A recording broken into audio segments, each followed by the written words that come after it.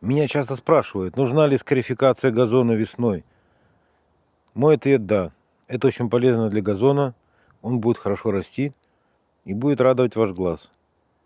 Посмотрите, как я это делаю, и делайте так же, и у вас все получится, и у вас будет самый красивый газон. Для начала вам понадобится вот такой аппарат.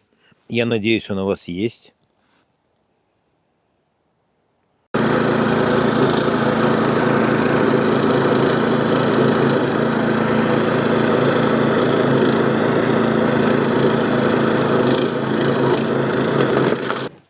Обратите внимание, сколько всего лишнего на вашем газоне. Вот это все я сгреб с 1 метра квадратного. Представьте, сколько всего ненужного. Вот это все убираем, и у вас самый красивый газон.